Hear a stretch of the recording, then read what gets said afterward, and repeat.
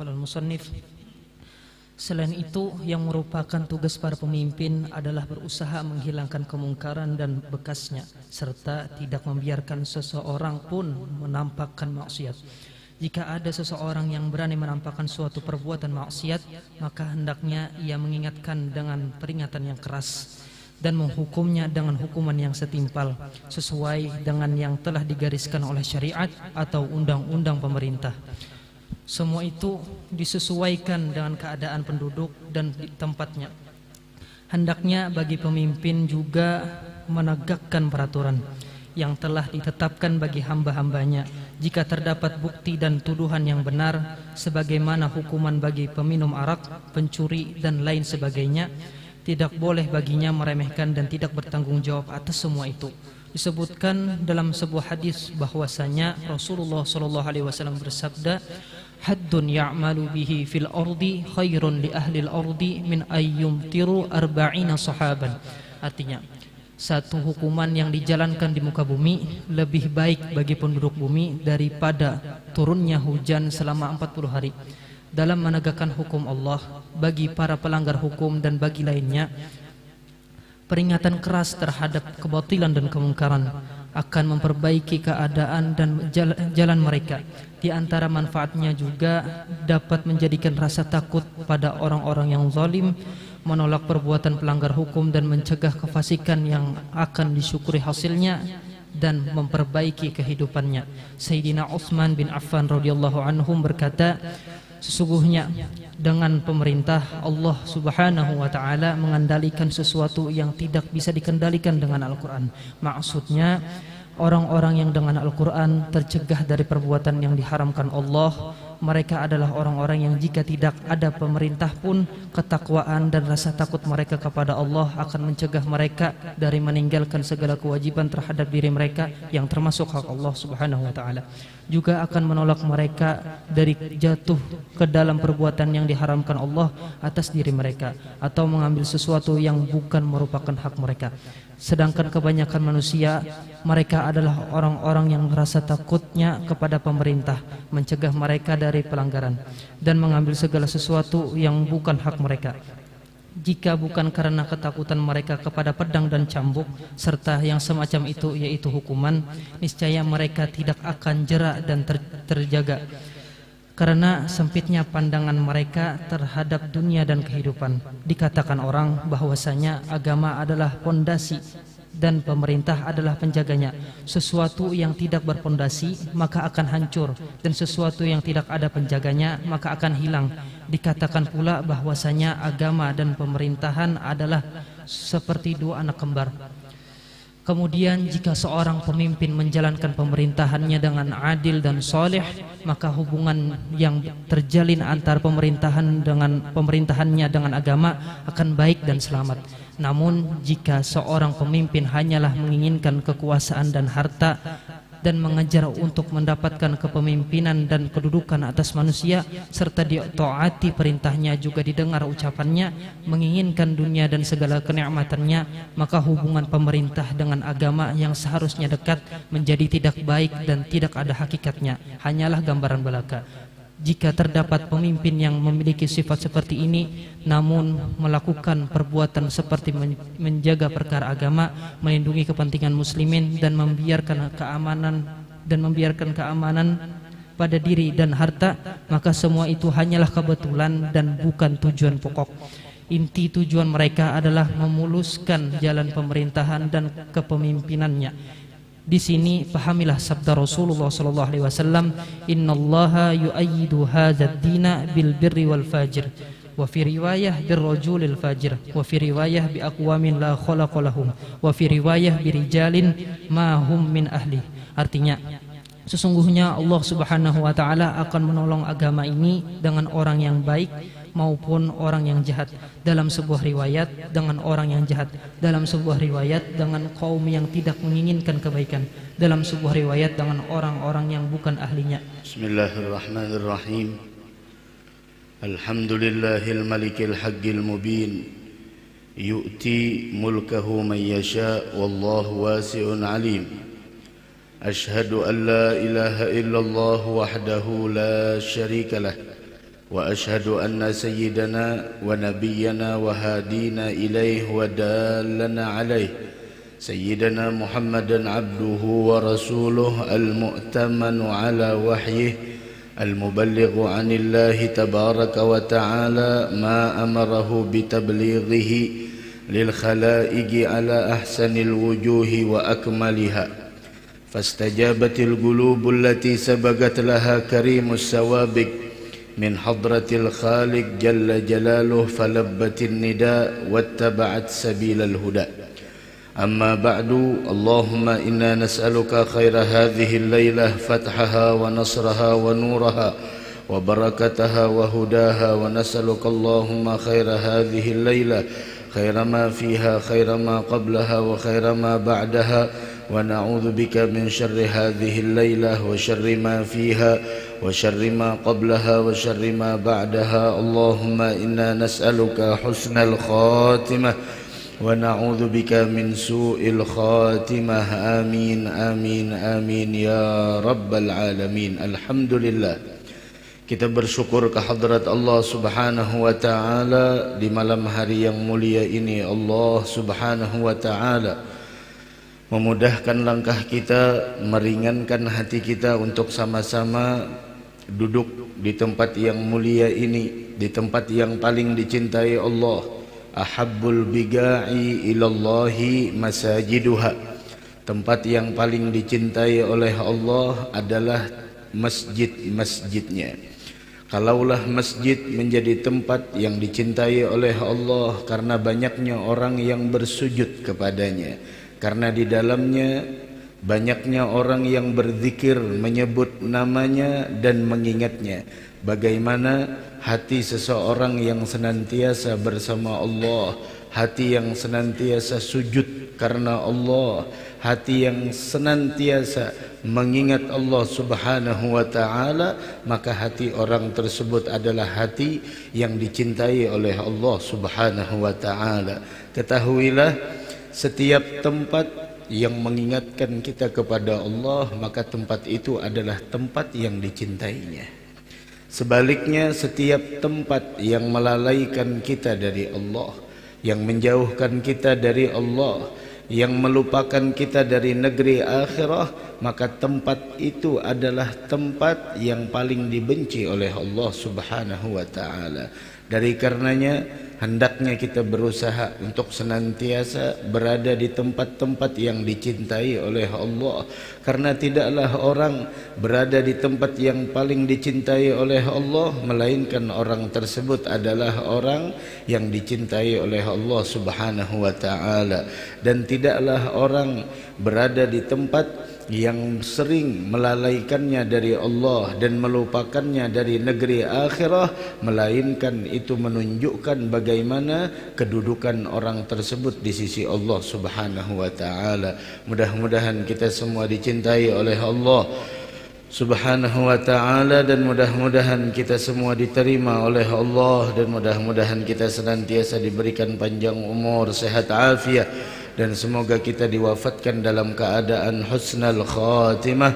Amin amin amin ya Rabbal Alamin. Wal Imamul Haddad masih berbicara tentang masalah kepemimpinan, dan beliau mengatakan di dalam kitab Ad-Da'watut Tammah, yaitu adalah bagaimana beliau menganjurkan kepada setiap pemimpin yang mempunyai wewenang, yang mempunyai kekuasaan, untuk benar-benar mempergunakan apa yang diberikan amanah oleh Allah dari kepemimpinan dan wewenangnya di dalam menegakkan agama Allah Subhanahu wa Ta'ala. Karena ketahuilah, seseorang akan menjadi mulia dengan agama Allah. Seseorang akan menjadi istimewa dengan menjalankan syariatnya Allah.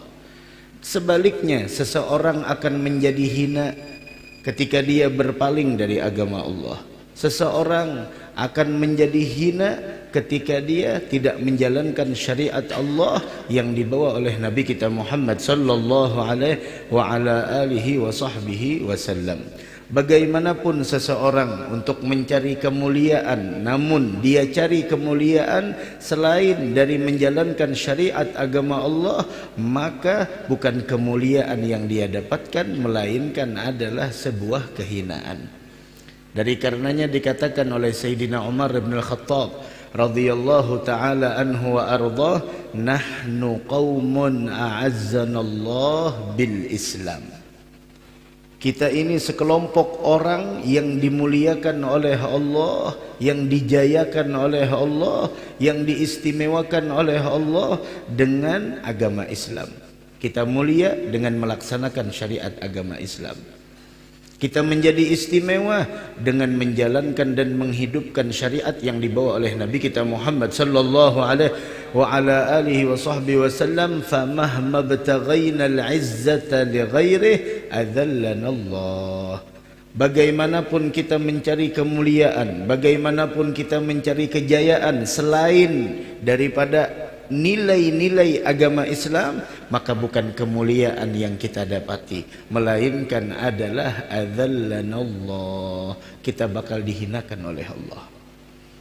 Sebanyak apapun hartanya, setinggi apapun jabatannya, ketika agama dikesampingkan, ketika agama dikebelakangkan, ketika agama bukan lagi dinomorsatukan, maka siap-siap bukan kemuliaan dan kejayaan, akan tetapi yang dia dapatkan adalah kehinaan. Dari karenanya sudah jelas di dalam Al-Quran bagaimana Allah subhanahu wa ta'ala menyebutkan kepada kita semua di dalam firman-Nya, walau anna ahlal qura amanu wattaqau lafatahna alaihim barakatin minas sama'i wal ardh. Seandainya penduduk suatu daerah, seandainya penduduk suatu kampung, suatu desa, suatu daerah, suatu kota, suatu negara, mereka bermodalkan iman dan taqwa. Lihat agama, iman dan taqwa. Al-iman yang dimaksud dengan iman adalah yaitu qaulun bil lisan, ungkapan dengan lisan, yang mana ungkapan tersebut adalah bersumberkan pengakuan dari hati seseorang, wa amalun bil arkan, dan dia buktikan keimanannya tersebut yaitu dengan segala apa yang telah diperintahkan untuk diamalkannya. Bukan hanya sekedar saya beriman kepada Allah namun meninggalkan amal soleh. Bukan hanya sekedar pengakuan saya beriman kepada Allah. Wah, apalagi kita di akhir zaman. Ini zaman banyak orang-orang yang hanya mengaku, namun pengakuannya sangat bertolak belakang dengan perbuatannya. Pengakuannya sangat jauh berbeda dengan kenyataannya. Jangan hanya sekedar kita mengatakan kita beriman namun tidak ada pembuktian dengan sebuah perbuatan. Karena di dalam Al-Quran keimanan tidak disebutkan dengan sendirinya, melainkan keimanan disebutkan disertai dengan amal soleh. Innal ladzina amanu wa amilus solihat, innal ladzina amanu wa amilus solihat wal ladzina amanu wa amilus solihat. Begitu. Bahkan orang-orang yang ingin keluar dari kerugian yang disebutkan oleh Allah di dalam Al-Quran, wal asri innal insana lafi khusrin illa alladhina amanu wa amilus salihat. Tidak cukup hanya dengan sebuah pengakuan tanpa pembuktian, akan tetapi pengakuan yang disertai dengan sebuah pembuktian, itulah yang disebut dengan iman. Begitu. Walau anna ahlal qura amanu wattaqau, mereka beriman dan mereka bertakwa, la fatahna alaihim barakat, akan kami bukakan, selagi pasti akan kami bukakan atas mereka keberkahan yang melimpah dan banyak. Sehingga pekerjaannya berkah, hasil dari usahanya hasilnya berkah. Anak istrinya, keluarganya di rumah berkah. Kehidupannya, kehidupan yang dilimpahkan keberkahan oleh Allah. Usianya, usia yang berkah. la fatahna 'alaihim barakatim minas sama'i wal ardh.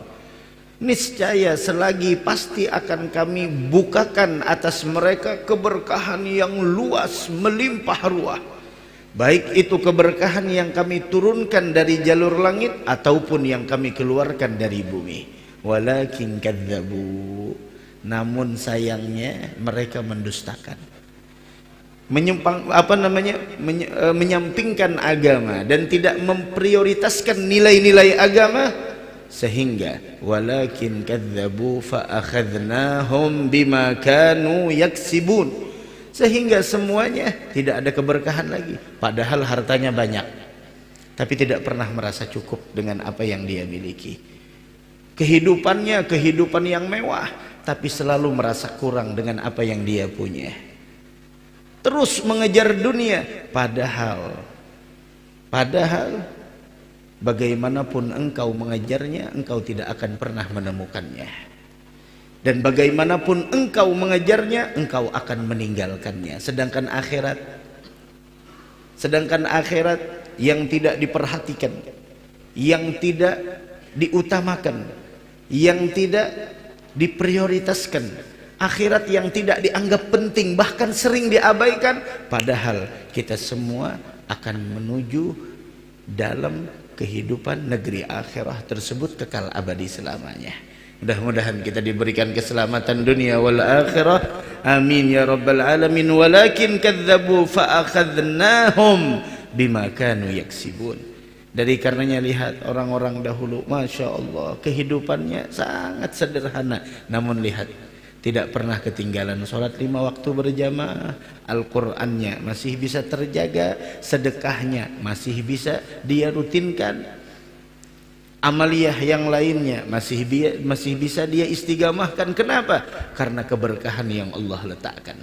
Karena keberkahan ketika Allah meletakkannya, maka orang tersebut senantiasa terkoneksi dengan Allah dan terhubung dengan negeri akhirah.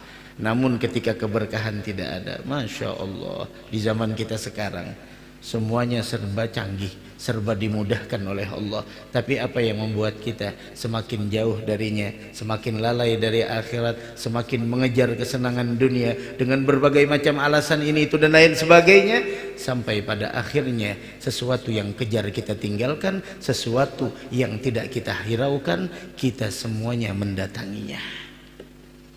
Mudah-mudahan kita selamat dunia wal akhirah insyaallah, amin ya rabbal alamin. Dari karenanya ingin menjadi mulia, hidupkan nilai-nilai agama.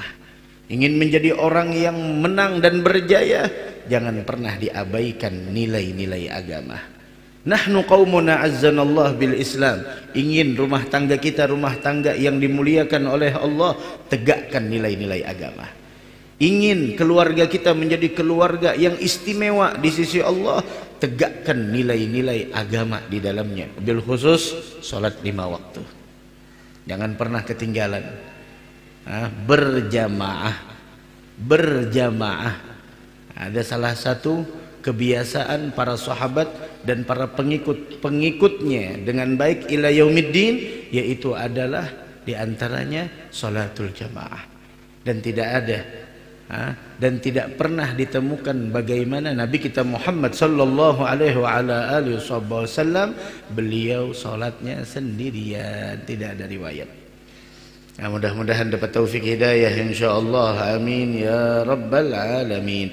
Wa hakadha, hendaknya kata beliau pemimpin berusaha menghilangkan kemungkaran. Kenapa? Engkau punya wewenang, engkau punya kekuasaan, engkau punya jabatan, gunakan jabatanmu. Sebenarnya bukan hanya sekedar pejabat, bukan hanya sekedar pemerintah, bukan hanya sekedar orang yang punya wewenang, akan tetapi yang namanya amar ma'ruf nahi mungkar itu adalah tugas setiap kita sebagai umatnya Nabi besar Muhammad sallallahu alaihi wasallam. Dari karenanya Allah Subhanahu wa taala berfirman di dalam Al-Quran, wal takum minkum ummatun yad'una ilal khair wa ya'muruna bil ma'rufi wa yanhauna 'anil munkar. Hendaklah kalian menjadi sekelompok umat Wal takum minkum ummatun yad'una ilal khair, mengajak orang untuk melakukan kebaikan. Ajak orang untuk melakukan kebaikan. Ketika orang melakukan kebaikan, kemudian seandainya ketika dia berbuat kebaikan tersebut terdapat sesuatu yang kurang berkenan, maka jangan sampai yang dipublikasikan adalah sesuatu yang kurang berkenan tersebut. Ketika dia sudah melakukan kebaikan, itu adalah sesuatu yang mulia. Ketika seseorang sudah diberikan taufik dan hidayah oleh Allah untuk melakukan suatu kebaikan, jangan pernah kita untuk mencemooh kebaikan yang dia lakukan meskipun ada celah di sana. Karena iblis laknatullah alaih, ada iblis di antara visi dan misinya adalah yaitu menjauhkan sebanyak-banyaknya manusia yang menyembah kepada Allah untuk agar mereka tidak melakukan kebaikan, untuk agar mereka membenci kebaikan dan tidak mencintai orang-orang yang melakukan kebaikan. Dari karena itu, wal takum minkum ummatun yad'una ilal khair wa ya'muruna bil ma'ruf wa yanhauna 'anil munkar. Memerintahkan orang untuk melakukan kebaikan dan mencegah orang dari segala kemungkaran. Tugas amar ma'ruf nahi munkar bukan tugas ulama, bukan hanya tugas pemerintah, bukan hanya tugas setiap orang yang mempunyai kekuasaan dan wewenang, akan tetapi amar ma'ruf nahi munkar adalah tugas setiap kita yang telah dimuliakan oleh Allah untuk menjadi umat Nabi besar Muhammad sallallahu alaihi wasallam. Ketika kita mampu menyuruh orang untuk melakukan kebaikan, kemudian menganjurkan orang untuk melakukan hal-hal yang ma'ruf, kemudian mencegah orang dari kemungkaran, Allah mengatakan wa ulaika humul muflihun. Itulah orang-orang yang beruntung. Namun ketika kita mengabaikan itu semua, orang melakukan kebaikan dicari-cari celahnya. Itu di akhir zaman begitu. Orang melakukan kebaikan dicari-cari celahnya, dicari-cari di sana berbagai macam hal-hal yang untuk diungkap dan dipublikasikan di media sosial, agar di sana orang benci dengan kebaikan, agar orang tidak respon dengan kebaikan, agar orang di sana yaitu berprasangka buruk dengan kebaikan yang dia lakukan. Syuf, di akhir zaman, ketika kita menegakkan amar ma'ruf nahi munkar, maka disitulah Allah berikan keberuntungan. Namun ketika kita meninggalkan itu semua, apa yang kita dapatkan? Kuntum khaira ummatin ukhrijat linnas ta'muruna bil ma'rufi wa tanhauna 'anil munkari wa tu'minuna billah. Kalian adalah umat terbaik, kata Allah. Namun kebaikan umat ini ada beberapa perkara yang harus kita terapkan. Di antaranya adalah kuntum khaira ummatin ukhrijat linnas ta'muruna bil ma'rufi wa tanhauna 'anil munkar wa tu'minuna billah. Begitu. Jadi jangan dikira amar ma'ruf nahi munkar itu tugasnya ulama, tugasnya para dai, tugasnya para kiai, tugasnya para guru, tugasnya para muallim, tugasnya para asatidzah, tugasnya para pemerintah, tugasnya para setiap orang yang mempunyai wewenang, kemudian kebijakan dan lain sebagainya. Itu semua tidak. Namun amar ma'ruf nahi munkar tugas kita semua. Melihat sesuatu yang mungkar, ayo, man ra'a minkum munkaran falyughayyirhu biyadihi. Siapapun, kata Nabi Muhammad sallallahu alaihi wasallam, yang telah melihat, bukan dugaan, bukan dugaan, melihat, ra'a. Orang di akhir zaman, masya Allah, kemungkaran dicari-cari di sela-sela kebaikan yang dilakukan oleh orang lain, dipublikasikan di media sosial, diangkat agar menambah ini itu. Keuntungan apa yang dia dapatkan? Man ra'a minkum munkaran, siapapun yang telah melihat, bukan hanya dugaan, bukan hanya prasangka. Masya Allah, orang begini dan sebagainya, dibikin statement, dibikin di sana untuk melemahkan semangat orang di dalam melakukan kebaikan. Bijaklah sedikit. Di dalam membuat ini, itu dan lain sebagainya, di dalam membuat berita, di dalam membuat informasi. Ada diceritakan. Di zamannya Nabi kita Muhammad sallallahu alaihi wasallam ada salah seorang yang sedang berperang, jihad. Kemudian ada ketika itu dia berperang sampai pada akhirnya dia membunuh seorang musyrik yang telah banyak membunuh orang muslim. Ketika orang musyrik tersebut terkapar, kemudian dia mengucapkan 2 kalimat syahadat, tetap dibunuh oleh sahabat tersebut. Ini orang sudah banyak membunuh dan lain sebagainya. Sudah orang tersebut terkapar di atas bumi, di atas tanah, kemudian mengucapkan 2 kalimat syahadat. Itu kalau dari sikon kita sudah bisa membaca. Orang ini ingin selamat sehingga dia mengucapkan 2 kalimat syahadat. Dibunuh oleh sahabat tersebut. Dilaporkan ke Nabi Muhammad. Karena aturan perang tidak boleh melukai setiap orang yang mengucapkan 2 kalimat syahadat. Ketika dilaporkan, dipanggil sama Nabi Muhammad, kenapa kau bunuh orang yang mengucapkan 2 kalimat syahadat? Dia pun berdalih kepada Nabi Muhammad bahwasanya dia mengucapkan itu karena takut dibunuh. Dia mengucapkan itu karena ini, karena itu. Berbagai macam alasan dia kemukakan. Apa kata Nabi Muhammad? Asyagagta galbah? Apakah kau buka hatinya? Sampai engkau berani meyakinkan dia mengucapkan itu karena takut dibunuh? Diulang sama Nabi Muhammad, asyagagta galbah, asyagagta galbah. Wah, kita sekarang Masya Allah macam-macam.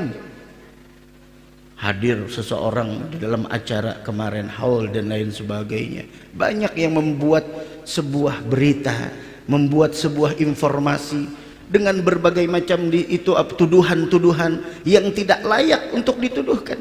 Asyagagta galbah, apakah kau buka hatinya? Oh, dia begini-begini. Asyagagta galbah, harusnya kau dukung, bukan kau lemahkan. Begitu.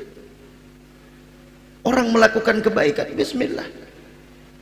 Sedalam apapun lautan masih bisa diukur, namun hati seseorang siapa yang tahu melainkan Allah. La ilaha illallah. Banyak. Begitu. Man ra'a minkum mungkaran, melihat bukan dugaan, falyughayyirhu biyadihi, rubah itu dengan tanganmu. Fa illam yastati' fa bilisanihi, dengan lisanmu kalau tidak mampu. Fa illam yastati' fa biqalbihi, kalau kamu tidak mampu dengan hatimu. Fa illam yastati' fa biqalbihi, dengan hatimu. Wa dzalika adhaful iman, dan itu adalah dengan hati. Membenci kemungkaran dengan hati adalah iman terlemah yang dimiliki seseorang. Dengan tangan, ada yang mengatakan yaitu mereka para penguasa, para pemerintah yang mempunyai wewenang. Dengan lisan, yaitu mereka yang mempunyai sebuah anugerah yang Allah berikan para ulama, para dai. Fabiqalbih adalah kita yang tidak mampu melakukan apa-apa, setidaknya kita membenci kemungkaran tersebut dan tidak membenarkan itu semua. Begitu. Bismillah, adzan.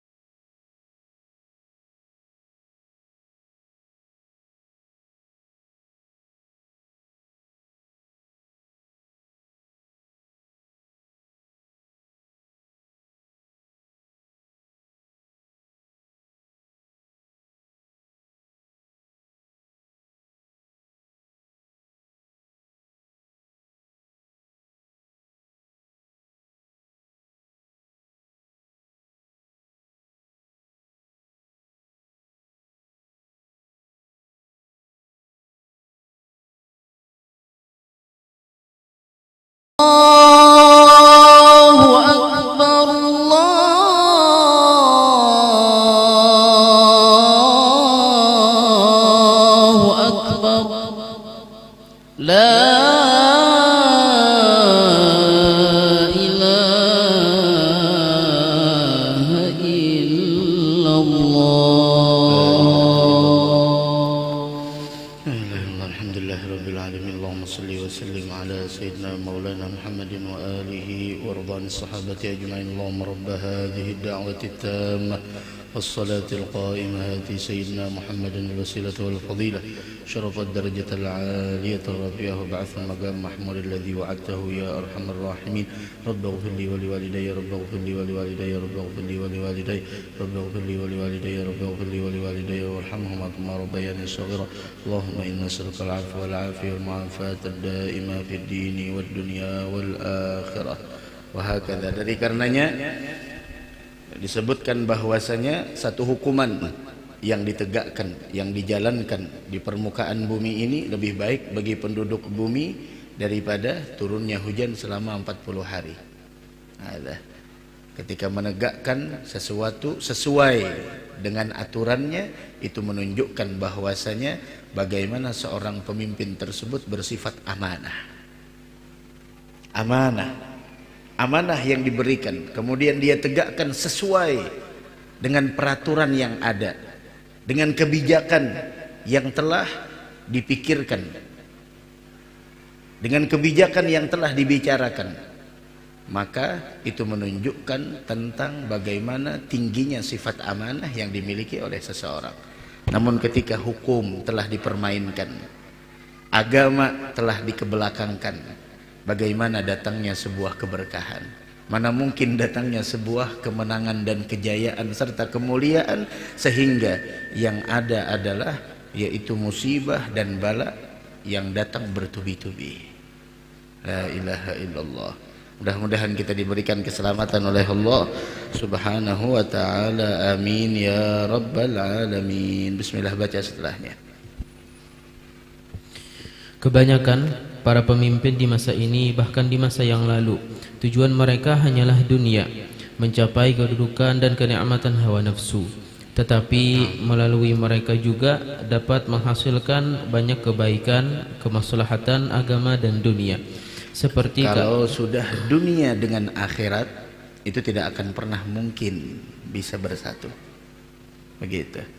Orang kalau sudah dunia yang dia kejar, akhirat harus dia tinggalkan. Nah, jadi harus ada salah satu. Ma ja'alallahu lirajulin min qalbayni fi jawfihi. Tidak ada dua hati dalam satu jiwa. Kau mengejar dunia, akhirat harus kau korbankan. Ketika engkau memprioritaskan akhirat, dunia harus engkau tinggalkan. Nah, dan ketika seseorang mengejar akhirat, memperbaiki agamanya, dunianya akan diperbaiki oleh Allah. Namun ketika seseorang hanya mengejar dunia tanpa memperdulikan akhirat, maka dia tidak mendapatkan melainkan daripada apa yang telah digariskan untuknya, dan di akhirat dia akan mendapatkan sesuatu azab yang sangat pedih. Inna lillahi wa inna ilaihi raji'un. Ayo. Seperti keamanan negara dan penduduknya dan negeri kalau ada negara situ. Seperti keamanan negeri dan penduduknya, dan menundukkan orang-orang yang berbuat kerusakan, kejahatan dan pembangkang. Maha suci Allah, Zat yang maha mengetahui lagi maha bijaksana, dan Zat yang maha agung pengatur segala sesuatu. Telah berfirman Zat yang maha tinggi lagi maha mulia, walaula dafa'ullahi an-nasa ba'dahum bi ba'din la fasadatil ardu walakinnallaha dzu fadlin 'alal 'alamin. Artinya, seandainya Allah Subhanahu wa taala tidak menolak keganasan sebagian manusia dengan sebagian yang lain, pasti rusaklah bumi ini. Tetapi Allah mempunyai karunia yang dicurahkannya atas sekalian alam. Dan dalam firman-Nya yang lain, Allah Subhanahu wa taala menyebutkan, walaula dafa'ullahi an-nasa ba'dahum bi ba'din lahuddimat sawami'u wa biya'u wa salawatu wa masajidu yudhkaru fiha ismullahi katsiran wa la yansurannallahu man yansuruhu innallaha laqawiyyun aziz. Artinya, dan sekiranya Allah tidak menolak keganasan sebagian manusia dengan manusia yang lain, tentulah telah dirubahkan biara-biara Nasrani, gereja-gereja, rumah-rumah ibadah Yahudi, dan masjid-masjid yang di dalamnya disebut nama Allah. Sesungguhnya Allah Subhanahu wa taala pasti menolong orang yang menolong agamanya.